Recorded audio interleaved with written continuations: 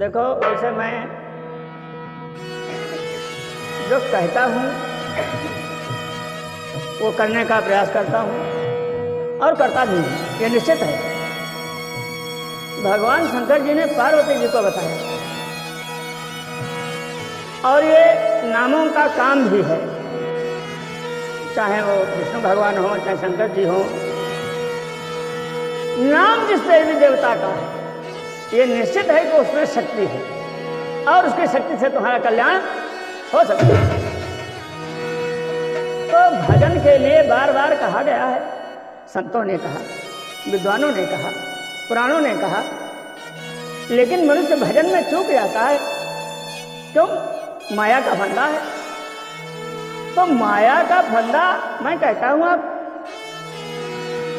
पड़े रहे उसमें, लेकिन भाई ये नहीं माना जाएगा कि 24 घंटे में 4 मिनट में तुमको नहीं, इस जवान को जवान बहुत हिलती है तुम्हारी।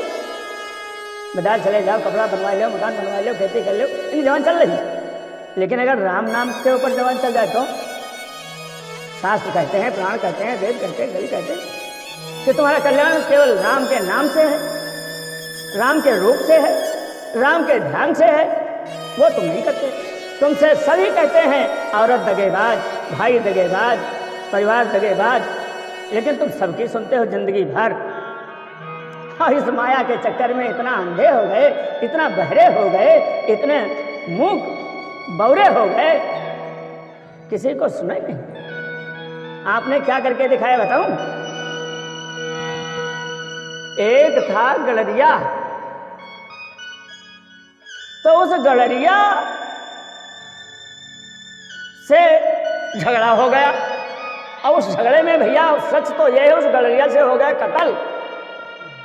अब वही फांसी। तो बड़े बड़े वकील वही मुकदमे में फेल। एक सीनियर बुढ़ा 60 साल 65 का वकील, उसने कहा ऐसा है तुम पढ़े नहीं, तुम लिखे नहीं, तुम काबिल नहीं, होशियार नहीं, अब कत्ल तुमसे हो गया। लड़ाई झगड़े में हो गया, जाने नहीं किया। तो ऐसा करो तुम बौरा बन जाओ। आज से तुम जब तक मुकदमा की आखिरी न हो जाए तब तक बौरा। अब और दूसरे सबसे बढ़िया ये है, बकरिया तुम घने चलाते थे, गड़रिया हो तो तुम भैं वाला सबसे बढ़िया भैं। कोई पूछे कहाँ रहा भैं, कैसे है भैं, चलो बहस में जिरह में आया मुकदमा, खड़ा किया गया गड़रिया। पुलिस ने लिखा था किसने सखड़ा है, उसने लिखा था किसने कत्ल कबूल किया। मजिस्ट्रेट सामने से कहा तुमने कत्ल किया, तो गड़रिया ने कहा मजिस्ट्रेट ने कहा क्या बोल रहा रे, मैं पूछ रहा हूं तुमने कत्ल किया। उसने कहा तो मजिस्ट्रेट ने कहा भाई ये लिखा पढ़ी बता रहा, ये बयान ये तो है बौरा, तो ये तो सब लिखा पढ़ी झूठ हो। जब ये बौरा है तो बोला कैसे? जहां मुकदमा खारिज, इस पर झूठा दोष है, टूट गया। तो वकील ने जब ये समझाया था तो उसने कहा था भाई 500 रुपया हम लेंगे, जमाना सस्ता था 50 साल पहले, 500 ले ठेका है। तो वकील ने कहा भैया हमारी आप फीस लाओ। तो उस गड़रिया ने कहा वकील ने कहा देखो नाटक न रचो, चूंकि हमी ने तुमको बताया होरे पर चल भसट करो। अब वहां 20 लोग एकत्र हो गए। क्या बात, अरे सिर्फ 500 रुपए देने को कहा था, मुकदमा जीत दिया, हम ही ने कहा था भय करना, अब ये हमसे भी भय करने लगा। तो लोगों ने कहा, वकीलों ने, भैया जान छोड़ो इसकी तुम, अब तुम्हारी कोई नहीं सुनेगा। इसकी आवाज़ भी सुनाती है, इसकी सूरत भी दिखाती है, और ये बौरा है, कौन कह देगा ये बोलता भय के अलावा बोलता नहीं कुछ। आखिर में उन वकील साहब की फीस भी चली गई।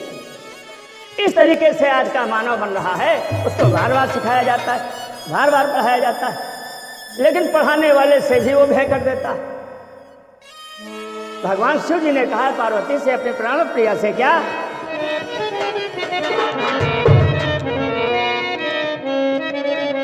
अरे उमा अनुभव अपना। उमा कहूँ मैं अनुभव अपना। क्या? सतहरि भजन जगत सब सपना। सतहरि भजन जगत सब सपना। सतहरि भजन जगत सब सपना। उमा कहूँ मैं अनुभव अपना।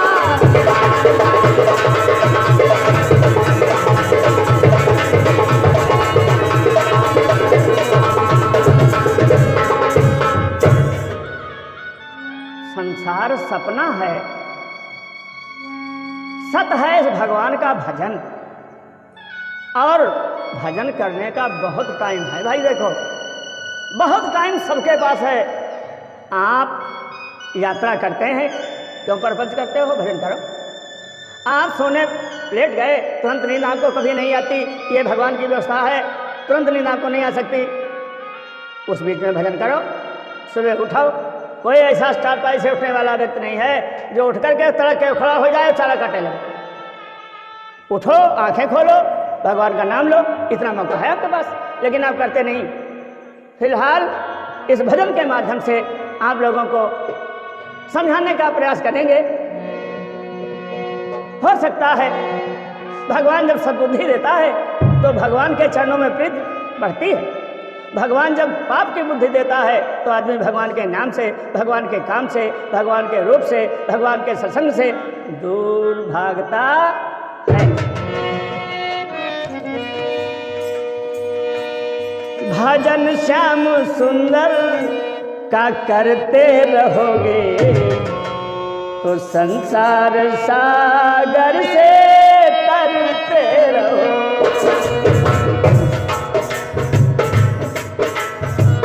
भजन श्याम सुंदर का करते रहोगे तो संसार सागर से तरते।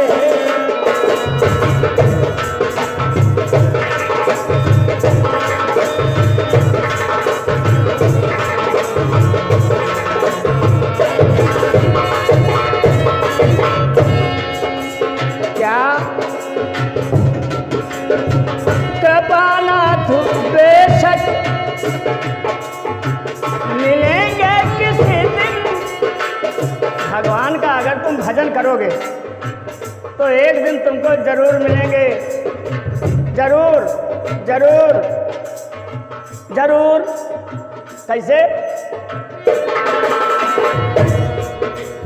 ना जाने किस वेश में बाबा, ना जाने किस वेश में बाबा मिल जाए भगवान रे। बड़े प्रेम से सबसे मिलना दुनिया में मिलता। बड़े प्रेम से सबसे मिलना दुनिया में मिलता।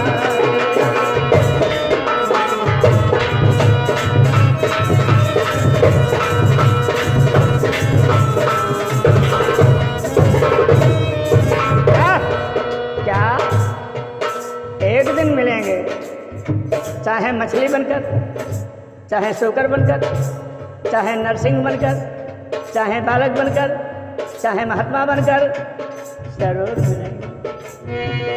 लेकिन तुम्हें भजन करना पड़ेगा। कृपानाथ बेशक मिलेंगे किसी दिन। गगन जरूर मिलेंगे। कृपानाथ बेशक मिलेंगे किसी दिन। जो सत्संग पथ से गुजरते।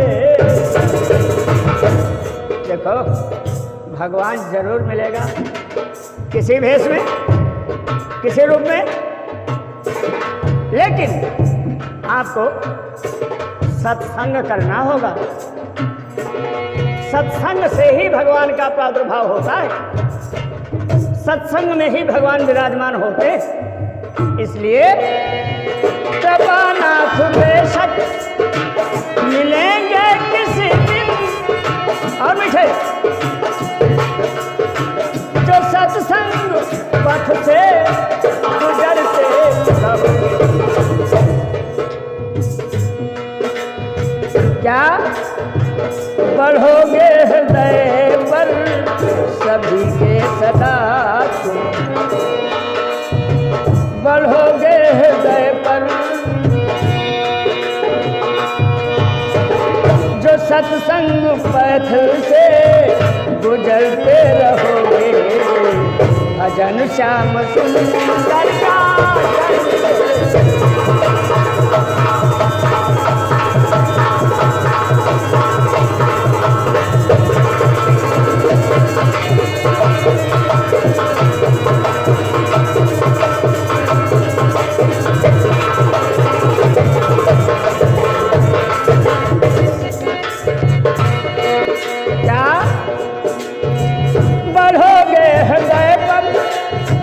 सभी के सदा तुम, चढ़ोगे हृदय पर सभी के सदा तुम, जो अभिमान गिर से उतरते रहो।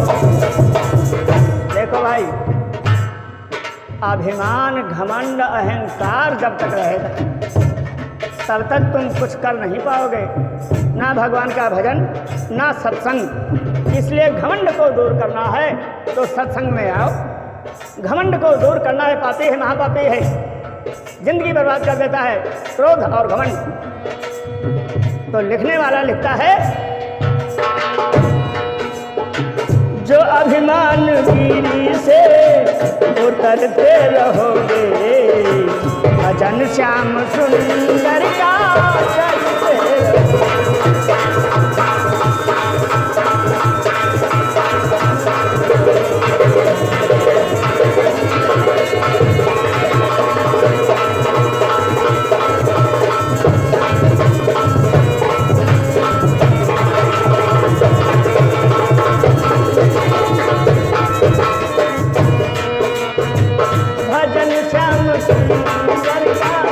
करते संसार सागर से। क्या अगर तुम भगवान का भजन करते रहोगे तो न होगा कभी, न होगा कभी क्लेश मन तो तुम्हारे। अगर तुम भजन करते रहे, सत्संग करते रहे तो न होगा कभी क्लेश मन तो तुम्हारे। जो अपनी बड़ाई, जो अपनी बड़ाई से, जो अपनी बड़ाई से डरते रहोगे। भजन श्याम सुंदर का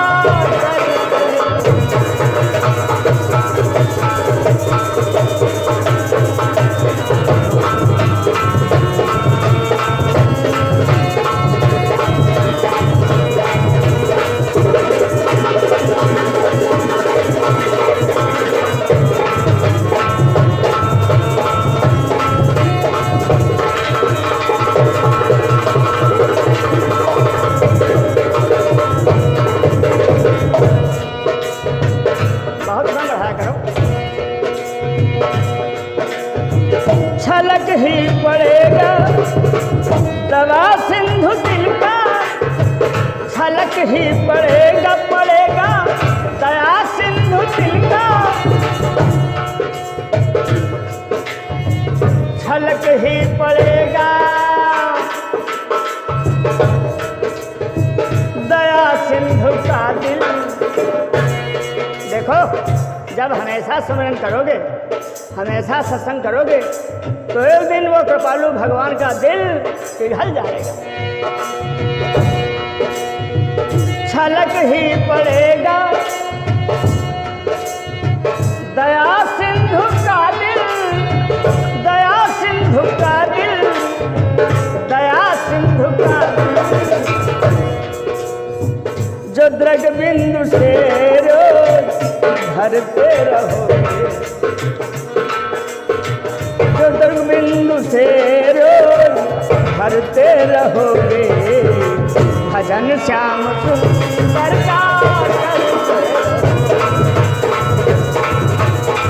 भजन श्याम सुंदर का करते रहोगे, तो संसार सागर से